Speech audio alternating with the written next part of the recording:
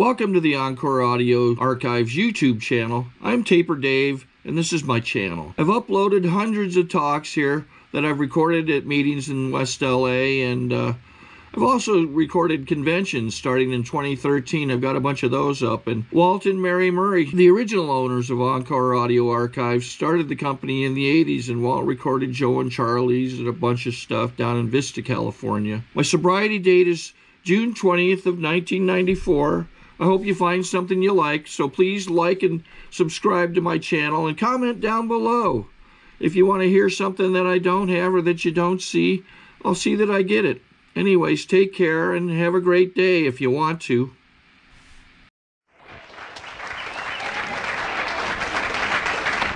Hi everybody, my name is Penny and I'm a very grateful alcoholic. And I got to tell you, this is a real special night for me because the person sitting next to me is Elaine. She got up as a person from out of town, and she's 22 years sober, and I've sponsored her all 22 of those years. And then just at the coffee break, somebody very, very special walked in, and that's somebody who is sponsored by somebody I sponsor. And do you know who she has with her? Somebody for their very, very, very first meeting in Alcoholics Anonymous. So let's get ready. Yeah. And I'll just kind of let that go there because she's probably terrorized by now. What am I doing in this place? Oh my God. Brings me back to when I was a newcomer, and I think I'm probably going to do a lot of talking about sobriety tonight because my early sobriety sounds like most people's drunkalogs. You probably won't notice the difference. But I have to tell you that this is also a very special time for me because on May 2nd, 1970 is my birth date, and I had my 24th birthday last week. And I am eternally grateful. Lynn talked about, don't you want to take a cake? You got to understand, I now have emphysema, and so no, I don't want to take a cake. I blew several times last week and blew out some candles and did all of that and lived to talk about it. Anyway, what's a nice girl like me doing in a place like this? God, this is a big meeting. Jesus. The people who took cases, you're right. It's a big meeting. When you get sober, you can count. No, it's a big meeting. Okay. I came from the right or the wrong side of the tracks, depending upon whether you were there or not. My father was a pioneer in the television industry, and my grandfather was a pioneer in the movie industry, and I grew up in Brentwood, and that was the poor side of the family. My mother, on the other hand, was she came from about 5 generations of the nice bluest blood you ever wanted to see, and she came from the newspaper industry, and that was home to me, and I didn't know that I was growing up in any kind of special circumstances. As a matter of fact, I thought we were poor. You see, several things about Mom. I can take her inventory now since I have a decent relationship with her, but Mom is an alcoholic, anorexic, schizophrenic. And I thought I had it rough until I realized exactly what was going on with her. But let me tell you something. I thought we were poor because there wasn't enough food on the table all the time. So, I thought, well, being 6'1", and I've never been Tiny Tim, trying to get enough to eat in that place was interesting. Anyway, and I really thought everybody grew up the same way that I did. But I talk a little bit about that because I am sure that there are generally people in an audience who say, if I just had an opportunity, if I had just had a little money, property, and prestige, if, I never would have been an alcoholic. Let me tell you something. Alcoholism does not run in my family. It gallops. It does not miss anybody. Alcoholism is in every branch for generations. I would bore you to tears if I went through the litany of all of the alcoholics. I don't particularly care whether it's nature or nurture. It's none of my business. This cucumber became a pickle a long time ago, and that's the end of that. I was pickled. People say, gee, you look so young. Yeah, I pickled it early. Anyway, so that's a little bit about where I grew up, and a little bit more about the family in general is My father was Irish Protestant, and my mother was English Catholic. Anybody who reads the newspaper knows what my life was like. And I just got through telling you that the beautiful people of this world were my parents. And the problem with that is the beautiful people of this world do not have damaged kids. And so when I came sliding down the chute and I had a club foot and I had crossed eyes, and I was not one of those kids that you could point to and say, oh, look what we did. They went, ooh, look what we did. My mother promptly decided to leave me at the hospital. Thank you very much. If that's mine, I don't want it, but I think you got it mixed up and you can have it back again. This is rent-a-kid, I guess. I don't know. Anyway, about 10 days later, because my birth did hit the newspapers, and it was not socially acceptable to be running around without a kid after all of that, they went and picked me up. And they hired somebody with about as much forethought as several other things that have happened in my life, but they needed somebody to take care of it, and so they pointed at some poor nurse and said, you come with us. And for the first 9 months of my life, I was taken care of by medical personnel because of my medical problems. I mean, when you've got an anorexic alcoholic for a mother, you get a rough start in life. However, if you notice, I have recovered fully. Almost. Anyway, when I was about 9 months old and some of the medical problems had been resolved, they then hired someone to take care of me. And yes, I did live in the home of my family of origin until I was 13 years old.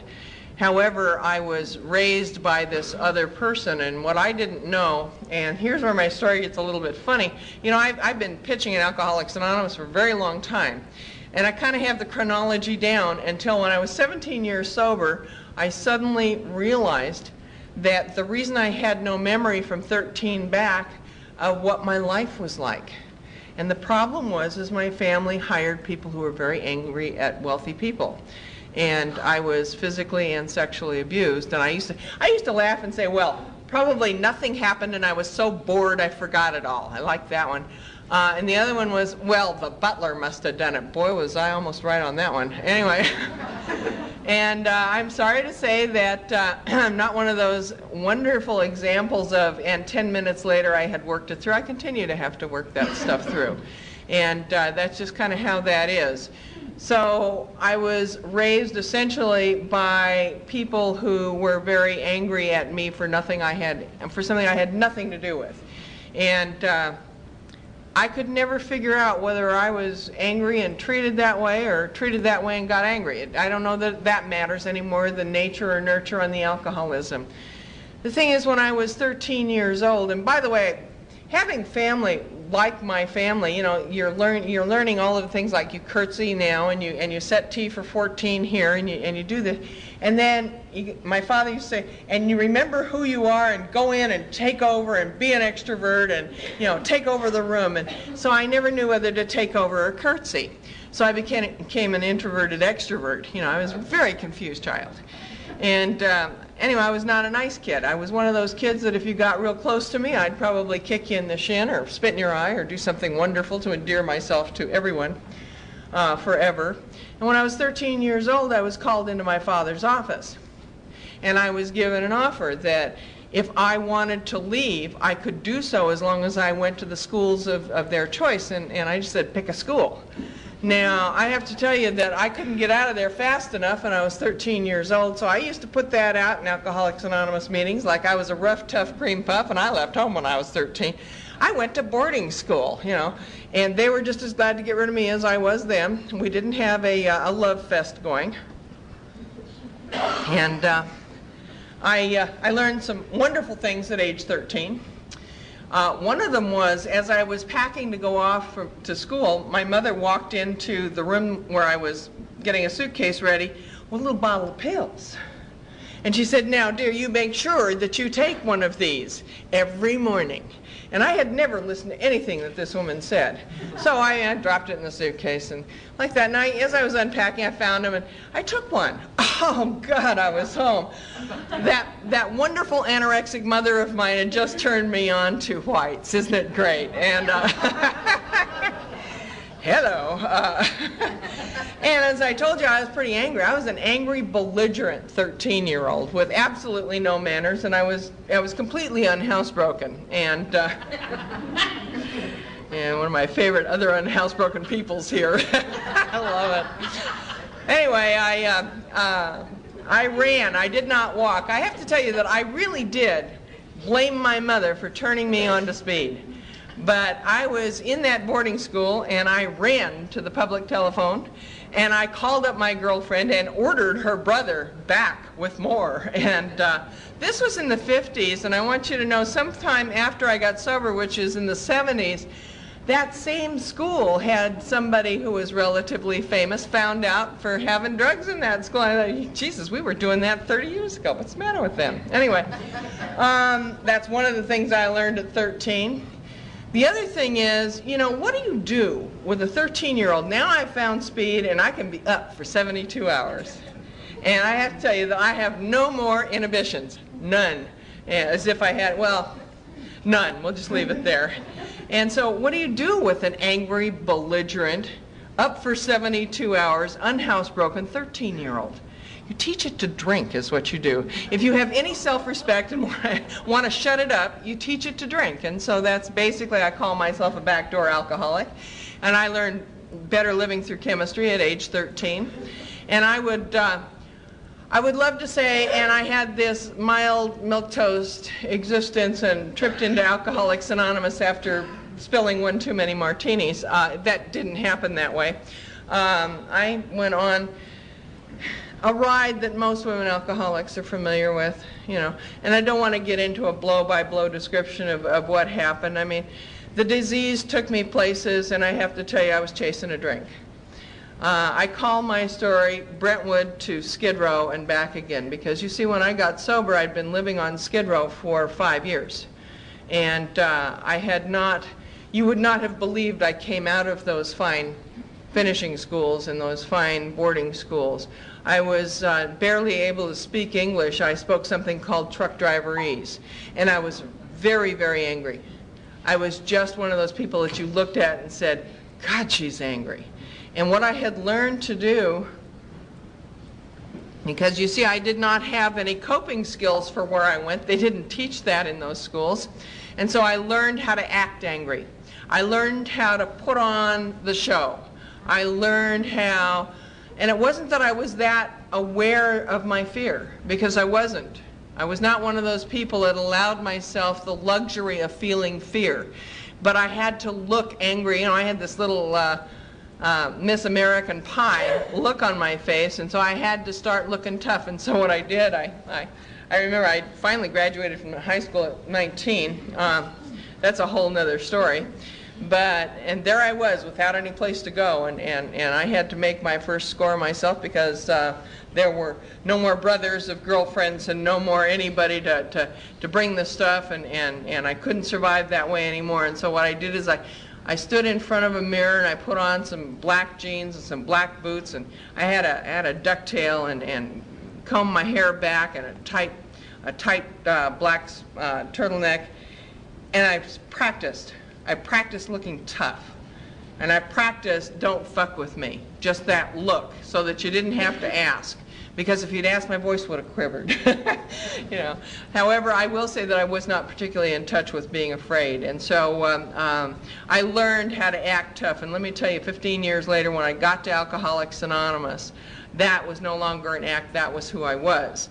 Now, that doesn't mean that I got any tougher. It's just that it was a veneer that covered up everything in me. And it's taken me a long time in Alcoholics Anonymous to allow softness, to allow femininity, to allow the little girl inside, and to allow myself to be able to be vulnerable. Not that I had shut that stuff down, I had just covered it up. Just covered it up with a tough son of a gun. Anyway, I got to Alcoholics Anonymous the same way all of us did, through one or another accident of fate, through one or another Eskimo. You know, everybody has their own little little way of getting to Alcoholics Anonymous. For some, it's the nudge from the judge, and some of them, it's a get well card from a doctor or a family member or a sibling. For me, I had been on the street for a long time doing what it was that was necessary for me to continue my existence, and my pimp sent me to Alcoholics Anonymous. I got to tell you, we all get here however we get here. And I say that because God did for me what I could not have done for myself.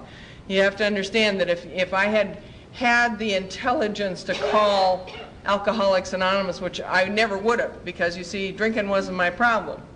That was not my problem. My problem was they didn't like me. My problem was there was more money than love. And my problem was that I could have given you a list as long as but it wasn't drugs and alcohol. No, that was my answer.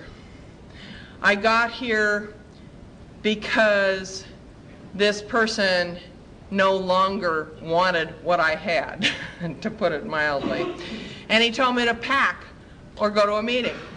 And I knew, if I knew anything, I knew my last good idea was given out on me. I mean, that was my last good idea. Years before I got into Skid Row, I was pregnant and out of money and out of husbands and out of everything. And you know, what do you do when you're a female and you got the wind blowing through and you know, there are no more answers. You lay everything in sight.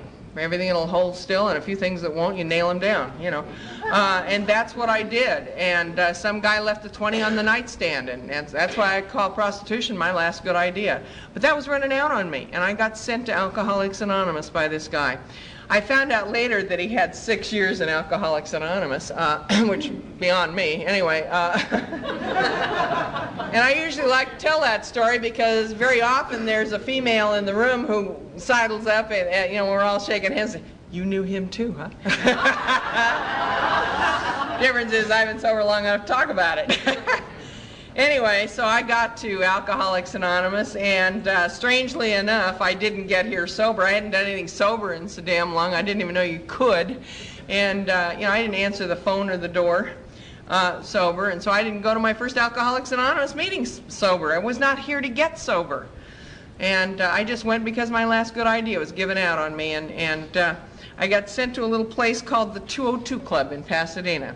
And for the 202 Club, we used to call it the zoo, those of us that have been through it. And I see a few heads nodding in the audience. That little place, that with the, you know, it was a scummy little place, and it was a long, dark room with one light in the middle and a fly speck lampshade, and God, it was home. It's wonderful, Brentwood to Skid Row. But I went into that room, and it was not that I was thrilled to be in Alcoholics Anonymous. I thought, oh shit, you know, what now?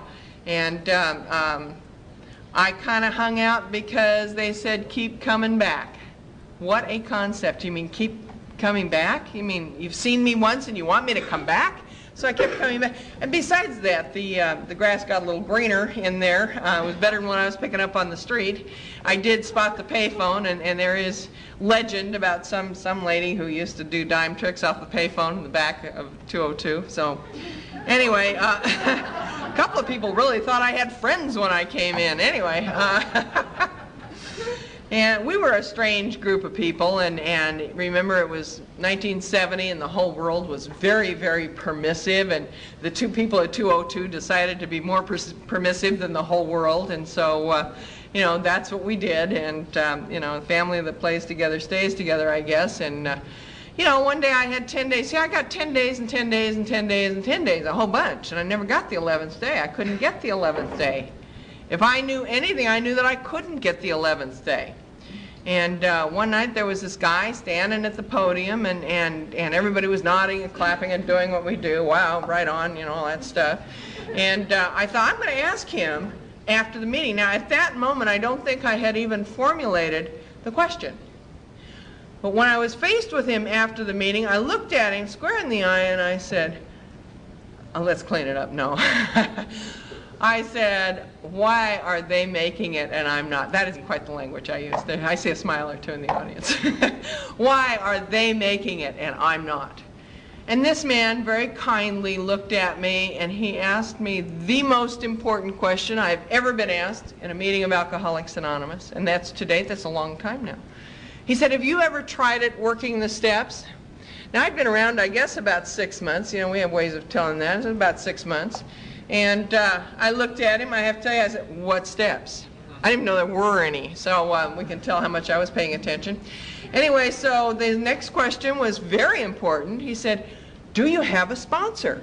And I said, now, I have to tell you that I can give you how to pick a sponsor 45 minutes right now as we speak. I can sit here and just stop what I'm doing and give you 45 minutes on what you have to do to get a sponsor and all of the qualifications and all that stuff.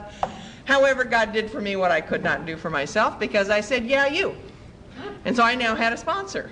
Now, you'll hear me talking about the guys. There weren't any women around 202 then, and that's just how that was. No self-respecting woman would stay there longer than 10 seconds, and no man would ever bring his wife or his girlfriend there, so I was home. Anyway, so I now had a sponsor. Now, his next question is very important to me, and not exactly important in the annals of Alcoholics Anonymous. He looked at me and he said, your place or mine? And so I looked at him and I said, well, if you want indoor plumbing, it's going to have to be yours, because I was still living on the street. And we're talking about my third ex-husband here, so, and yes, he was my sponsor. So yes, I did have to marry my sponsor, you know. And however, I have now been sober long enough to have also married one of my babies with equal results. I didn't get here to get good, and it's a good thing. And I'll tell you, I learned slow. Anyway, so if what you'd really like to do now is stop and think, I'm going to take this lady's inventory. Feel free. I'll give you my sponsor's address. Take my inventory and get all hung up in the story, and you'll miss something. Like I said, my story sounds like most people's drunk-a-log. I was sober. Anyway, unbelievable. Anyway, you know, I'll let you send that off to my sponsor, but you're going to be missing the most important thing. And the most important thing is that through all of that, I learned something very, very special. You see, I'd like to talk about how I got the 11th day of sobriety that I could never get before and that I was never going to get. You see, I had 10 days when this all happened. And we went back to this man's house, and he pulled this big book out of his bookshelf. And we sat down and we started reading the big book of Alcoholics Anonymous. And he did not sentence me to a life of sobriety. He didn't say I was a horrible, bad, moral leper, and therefore I had done it all wrong and now I had to stay sober.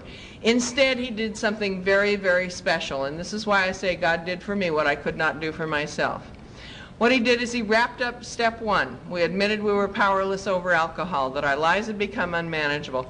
He wrapped it up in a pink bow and he handed it to me and he said, you know, you can have the rest of your life. I was 28 years old when that happened. I was not a regular bather. I was one of the losers of this world. I was somebody who was so steeped into my loserism that if you said hello to me, I had 6 reasons why I was such a loser.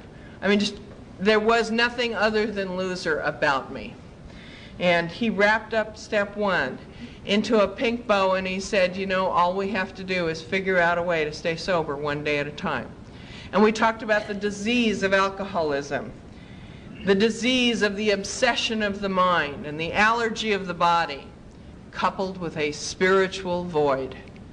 Coupled with a spiritual, I don't hear that enough from podiums anymore. Coupled with a spiritual void. This time it's going to be different. This time I can do it. Not like a lady. I never wanted to drink like a lady, thank you very much. However, I could do it without turning into an instant monster. You know, I had 2 MOs when I was drinking. I was either a 200-pound lapdog licking you to death, or I came at you like a gorilla. You know, I wonder people never asked me to come back. Anyway, step one, we admitted we were powerless over alcohol. God, how simple. Somebody taking a cake tonight said that, I think I got this, it's so simple. You know, I hate that person because they were taking a cake for a lot less years than I had. When I finally found out the simplicity of this program, at 19 years sober, I found out about now. I mean, you know, I'm not real quick, so anyway, I then looked at step 2 with this man, and I thought, came to believe that a power greater than ourselves could restore us to sanity. Now get out of here. I'm a cradle Catholic. God's there. I'm here. Who cares?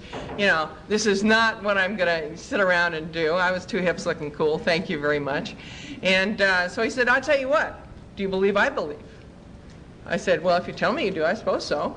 And he said, then let's go on to step 3. And the deal was, is he said, step 3 is not about turning your will and your life over to the care of a higher power. You don't even know what that is the first time you take step 3. What step 3 is a decision to work the house cleaning steps. You know, and if you really take a good 4th step inventory the first time around, it's all about taking step 1. It's all about that history. It's all about that powerlessness over alcohol. And believe me, it's about the unmanageability.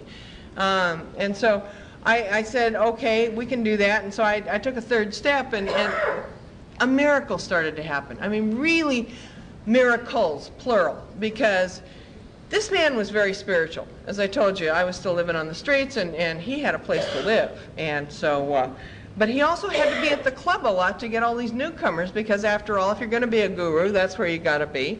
And so he was too spiritual to work, so he taught me how. Now the miracle is the miracle is I could always get a job. I could always clean the act up and put it out there, but I could never keep a job.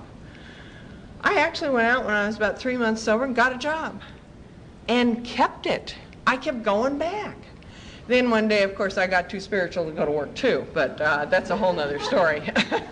That's competing spiritual arrogance. Anyway, if you're going to marry your sponsor, this is the stuff you'll learn. I now know, by the way, why we have some of those mores in Alcoholics Anonymous. And what it is I have learned all of the pain from not doing the stuff that they say it's going to be painful to do, by the way. And I go, nah, I'm better than that. It's not going to hurt me. It hurts. Anyway, what this has caused me to do is work a lot of steps, write a lot of inventory, do the stuff. And when I was 2 years sober, all hell broke loose. Bottom dropped out. I mean, the bottom really dropped out. And I was divorcing that sponsor and couldn't figure out whether to get married, get divorced, sell a house, buy a house, move, rent. I didn't know what to do. And one of our wonderful speakers in Alcoholics Anonymous, who terrified me because he did a lot of speaking, told me that he knew what God's will is for me. God, I thought that was wonderful. And he said, what are you doing right this second? That's God's will. And I went, wait a minute. Do you realize that I was saved from this fate worse than death? To what? Sit here and talk to you? And he said, well, do you have dirty dishes in the sink? And I said, yeah, of course I do. And he said, well, then God's will is to go home and do the dishes. And it got real simple about what God's will is for me. I don't have to worry about what is the next step that I got to take. It's the next indicated step, whatever that is. And through all of this inventory and step 5 and learning things, my first 5th step, I thought, now isn't this something? Because every once in a while, my family would come and they'd rescue me and dump me in some fine hospital to come talk to a doctor about all the things that are wrong and what a victim I am and all that stuff. And I thought, step 5, okay? I am going to tell this ding-a-ling what's wrong with me. I'm going to sit here and I'm going to write my life story. And he's going to say something. Well, let me tell you about that kind of arrogance. In the middle of my first 5th step, he listened to what I was saying, and I started talking about my kids, and he said, God, that sounds like guilt. And I said, well, I'm not guilty about much, but I don't think that should have happened to a couple of kids that didn't deserve it. And because I abandoned my children, I didn't bring them into Alcoholics Anonymous with me. I mean, I was one of those people that found exactly what to do with responsibilities. I left it. And he said, well, don't you know what guilt is? And I said, okay, keep talking. And he said, guilt is a superiority trip. Guilt is that place where I think I know how the universe should be running instead of how God has it running. What a concept. You mean I really don't know enough that my kids are having their own lesson in their own life and their own experience, and that I have my own lesson in my own life and my own experience, and that God really is running the universe the way it's supposed to be running? What a concept. Anyway, so I got into step 5, and then 6 and 7 I found is the place where the program of Alcoholics Anonymous takes off and soars. 6 and 7. You know, if you go to a shrink and you talk about how much you hate your mother, okay? In 50 minutes, when he yawns, looks at his watch and says, we have to stop, you now know how much you hate your mother and you have no place to put it, right? And so you get drunk. Alcoholics Anonymous says, take steps 6 and 7. That if you are willing, you can let go and humbly ask a power greater than yourself to remove a defective character. You mean there's a way out of this? I mean, it has to be a moment in time when I suddenly realized that maybe, just maybe, this program might work for me.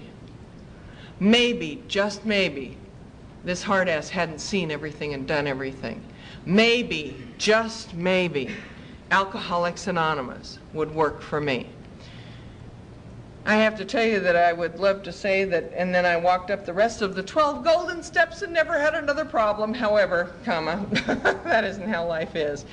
And at 2, I fell apart and was introduced to step 2 in a very special way and in a manner in which I had to stop and realize that step 2 came to believe that a power greater than ourselves could restore us to sanity. It's a process, and it's not a moment in time, and that's it. And I suddenly believe it's a process. It's the willingness to start, as chapter 4 in the Big Book of Alcoholics Anonymous says. And so I took step 2 because I had no more options, and I was sober, and God knows how I stayed sober because everything was ripped out from underneath me.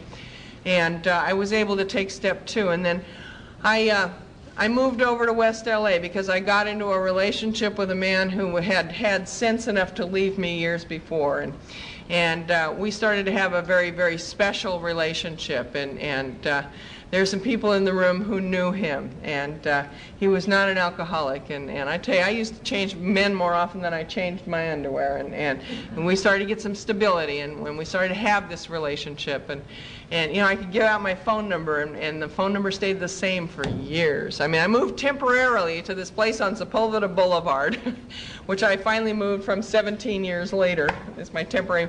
I've moved 6 times permanently recently. I better move temporarily again quick. But anyway, I stayed there for 17 years, and in 1975, something horrible happened, and this man had his first open heart surgery. And when he was getting well from his open heart surgery, he looked at me and said, "My dear, you do not have any kind of a career that I want to send you back to should I not make it." And he suggested that I go to school. Now, I did not bore you with my school career, but the fact that I got out of high school at 19 ought to say enough. I think they graduated me, afraid I was going to come back again. Anyway, however, in Alcoholics Anonymous, I had learned something real important, and that is that I didn't have a right to say that I couldn't do something. You say, I had all the excuses in the world. You can't teach somebody as old as me and as burnt out as me, and you know, I'd lost all those brain cells with all that speed, you know, and I had every excuse in the world, but then Alcoholics Anonymous had told me that I can't just make those arbitrary decisions. And so I went to Santa Monica City College to prove out that I was just too old and too dumb to learn, and I got straight A's. You know, what a concept. Well, I thought, well, okay, you can fool people for a short period of time. And so I went back for another semester, and I got straight A's again. Only this time, a couple of my teachers spotted me and suggested that I go to SC on scholarship.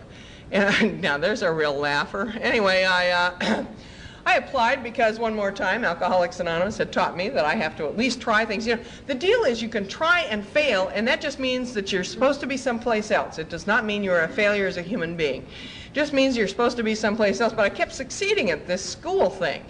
And so I did go to SC, and damnedest thing happened. In June of 1980, I graduated magna cum laude with a degree in psychology. And it just blew me away, blew most people who knew me away. I had learned how to speak the English language again. And I'd learned how to speak the language of love at that funny little place in 202. You know, love is a 4-letter word. And they did not say, clean up your act. What they had done is they had talked to me in the language of love. And I have to tell you that I'll jump ahead in my story a little bit, because a few years ago I don't know exactly what happened. I must have been delirious or something, but I decided I needed more education, and as some of you know, I went to law school, and in 1991 I graduated from law school with a Juris Doctorate, and I passed the bar, and I am now a practicing attorney. If that doesn't beat all, that is the program of Alcoholics Anonymous at work. You know, that is some of the material stuff that, you know, I was such a loser. I was such a loser, and now I have a list longer than my loser issues about my successes. However, there's some downsides in Alcoholics Anonymous, you know. I didn't get sober and they stopped the world and said, oh good, pin a rose on her nose, we have her now. Instead, life is life, life on life's terms, and that man had another open heart surgery in about 1980, and lived another couple of years, and I have to tell you that the day before he died, I would have told you that I would have been all right. I would be fine because I had Alcoholics Anonymous. I had almost 13 years of sobriety. I had a lot of steps and a lot of people behind me, and I knew that this man and I had long known that he was on a downhill turn, and for 10 years we'd sort of lived with a death sentence over our head, you know, ignoring it and acknowledging it. And on February the 11th, 1983, that man died. And the day after he died, I started reverting to type. I started doing something that I am famous for, which is a whole bunch of words out here while I hide back here. You think I'm connecting, and where I am is hiding behind the smoke screen of words. And I say that for those of you who identify with that kind of behavior. And on May 2nd, 1983, which happened to be my 13th AA birthday, I was signed into Cedars as a danger to myself and occasionally others, and I was very suicidal. I had had the best life in the whole world. I'd had a life that I never ever had imagined could be mine. I had lived more normally than I ever would have understood that I would be capable of. And now that was over, I really did not want to stick around. I was tired. I did not want to fight back from this. I just wanted to go away. And I was indoors for 6 months. And I can tell you now a little bit about what put me there, and I had not realized it, as I was a psychiatric accident looking for a place to happen. I had begun to use the program of Alcoholics Anonymous as a new denial tool. That old third step, you know, doesn't bother me that everybody hates me. I'll just take a third step. This is God's business, thank you very much, and I don't have to feel a thing. You know, the disease of denial does not go away. It just reaches new heights when you get sober. And so I was the last person to know that what I was doing is rising above and leaving all this shit down here. And I can also tell you now that in that 6 months I had to go back, and I'd learned that I had started taking some inventory that said, gee, this happened, that happened, but they're all right, and I'm all right, and everybody's fine now. Thank you very much, over and out. And that was, you know, yes, I was taking inventory, but I was not in-depth feeling through things. And so I had to do that when I was in the hospital. The bottom line is, as I came out of that hospital, I was able to take step 2 one more time, and this time, you know, I've taken step 2 twice in my sobriety. Well, I took it more than that, but I mean really in depth. I have met step 2 with a kind of urgency. And this time it was about, the first time it was about came to believe. And the second time was about being restored to sanity. The second time I got it, that the sanity part of the second step is not about the crazy stuff we do before we take a drink or while drinking. That step says, came to believe that a power greater than ourselves could restore us to sanity.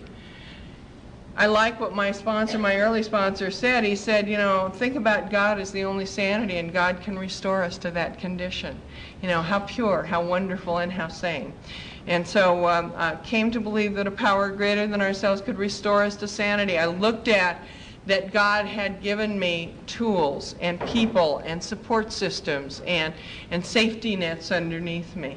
And a lot of people want to know about pills during that period of time, and what they did is they put me on a weight training program, and I have to tell you that I am a real advocate of exercise and letting those endorphins get loose, and that'll help depressives. And I happen to be a cyclical depressive, and I am all for exercise. I have a little trouble doing it myself, but what the hell, I'm all for it. when my depression starts to really kick my ass and there are things going on that even I don't like, exercise is my answer. And that's just how that is, and I don't like it for 1 second, but that is how it is. And I would love to say that everything has gone just spiffy, but I did get married. I married one of my babies, and that only lasted for about 3 months. And after, as he was walking out of my life with my dream under his arm, I noticed that dream didn't even belong to me. It didn't have anything to do with me. And I was real grateful, but I tell you what I did is I got real angry. I got real angry at my family. Those people who had shot me out the other side with no coping skills and no way to bond and no way to be healthy and no way to do the things that adults do in this world. And I wrote a bunch of inventory, and my sponsor, God love him, he sent me home after about 6 inventories on that level. He says, you're going to have to forgive them. It's easy for you to say. I said, no, I ain't going to forgive them. That little kernel of rage that I keep deep down inside me is my energy source.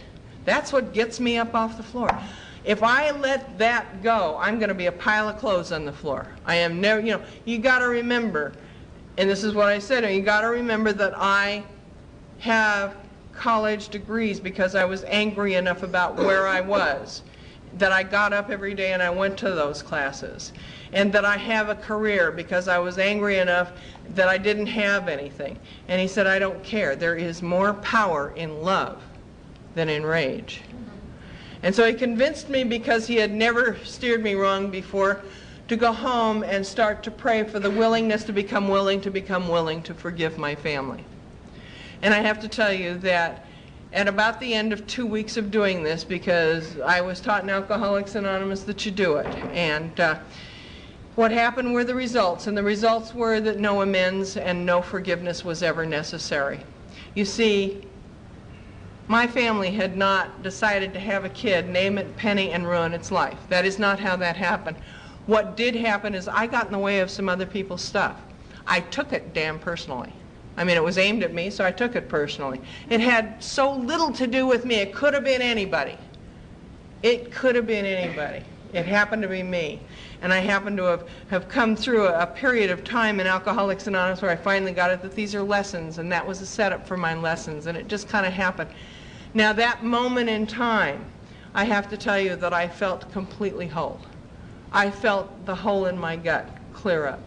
And it wasn't, and I had this marvelous spiritual awakening. What it simply was is that I was whole, and that I no longer had to have hate to make me functional, which is such a relief in my life. I want you to know that it's testy at times, and my father, I don't think I told you, is deceased of this disease. And so my mother and I have a good relationship. It is excellent compared to where we came from. The fact that we have a relationship is unbelievable. But there's something else. There's something else even more special. And that is that now, when you come and you enter my life and you bring a special something with you, you add to my life. But when you go away, you don't take my good stuff with you. When you go away, I am no lesser, I am added to. And that is the big difference.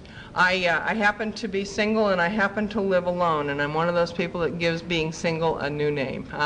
I thoroughly enjoy being alone, but it took me a long time to get there. I used to think that being alone said something about me. You know what it says? It says I'm alone. That's all it says. What a concept.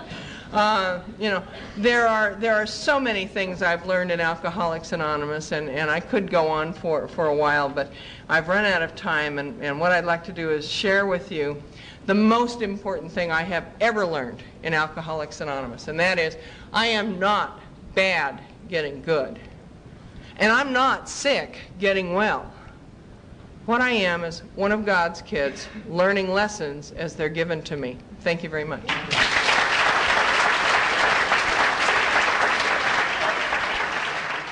Sorry to interrupt your viewing. Taper Dave here. Just wanted to take a second to ask you to like and subscribe to my channel. Let me know if you like what you're listening. I've got some very good talks here, and this one's a great one. Just curious, do you think this is better than Zoom? Tell me what you think. Okay, this is how I prepare my drone for launching. I like to do it inside the cab of my truck so I'm not standing outside in the weather. To install the joysticks for control, up and down, right and left, powered on. I have an Android phone that I use to connect it to the drone with, and it's actually controlled through the iPhone, through an app. Oops, wrong way. It's actually controlled through the iPhone, or through this Android phone, through the app. It's actually controlled through the Android phone through an app, and you connect it through this short connection right here.